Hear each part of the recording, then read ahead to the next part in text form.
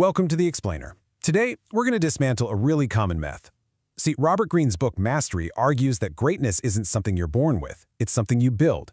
And we're about to uncover the blueprint, the actual replicable path that anyone can follow. You know, we look at these historical giants. Think Einstein, Leonardo da Vinci, and we just assume their genius was some kind of magical inborn talent. We see them as a totally different species, fundamentally separate from the rest of us.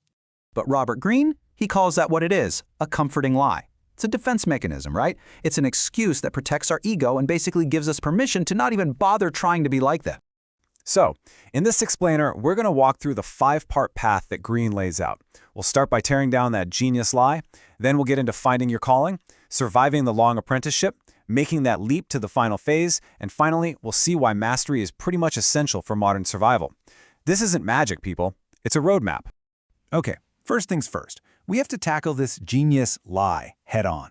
Greene's entire argument, the whole thing, rests on this one powerful idea. High-level achievement is never, ever a genetic accident. It is always a process.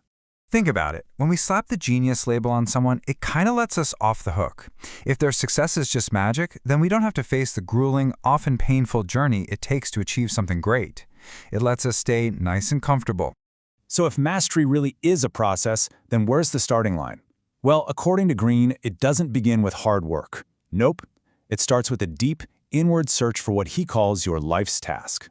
And finding this means you've got to reconnect with what Greene calls your primal inclination. Seriously, think back to your childhood. What were you obsessed with before anyone told you to be practical? That gut feeling, that pull towards a subject that had nothing to do with money or status, that is the seed of your mastery. But here's the conflict we all run into. As we grow up, all this societal pressure from parents, teachers, our peers, it pushes us toward a false self. That's the one driven by external stuff like money and approval, and it pulls us away from our true nature, forcing us to swim against our own current. The path to mastery demands that you fight that and return to your true self. So once you've identified your calling, the real work begins. You have to enter the second, and honestly, the most demanding phase, the apprenticeship. For most of us, this is that decade or so right after we finish school. During this apprenticeship, the #1 rule is to value learning way, way more than earning. You have to choose the opportunities that offer the most skills and knowledge, not just the highest salary. From Greene's point of view, taking a high-paying job where you learn nothing is an absolute failure. And yep, this is where the grind comes in. This is the time for those famous 10,000 hours of deep, deliberate practice. It's all about embracing the boredom of repetition to literally rewire the neurons in your brain for your specific craft. Now, Greene breaks this whole decade-long phase into 3 distinct modes. First, you just watch. You absorb the rules of the game.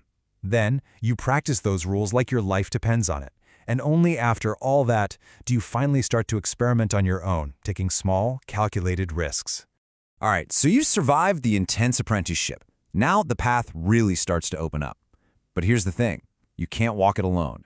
This final phase is all about leveraging other people and totally transforming your own mind to get to true mastery. If you want to accelerate your path, finding a mentor isn't just a good idea, it's completely non-negotiable. Life is way too short to learn everything from scratch. A great mentor lets you absorb their knowledge, basically downloading decades of their experience into your head in just a few years. But there's a really important twist here. The goal isn't just to follow your mentor. It's to eventually surpass them. Greene warns that you have to cut the umbilical cord and break away. If you don't, you just risk becoming a copy of them, and you'll never find your own unique voice. And look, technical skill is not enough. Greene really stresses that you need social intelligence. You have to learn to see people as they are, driven by their own egos, insecurities, and self-interest, but without taking it all personally. Mastering the social game protects the precious energy you need for your actual work. So after 10, maybe 20 years on this path, something truly transformative happens. You unlock what Robert Greene calls the dimensional mind. And this is the ultimate shift. A beginner has to consciously think about every single rule. A master, on the other hand, has internalized those rules so deeply that they can now intuitively break them. The craft literally becomes an extension of who they are. They stop calculating the individual moves, they start to feel the entire board. Okay, and finally, Greene makes a powerful and really urgent argument that in today's world, this path isn't a luxury anymore. It's actually a necessity for survival. I mean, just think about it. In an economy where algorithms and AI can perform almost any routine job, your only path to real security is to become irreplaceable. And that means developing the creativity, the insight, and the high-level skill that simply can't be automated. It's the difference between just following the manual and completely rewriting the rules.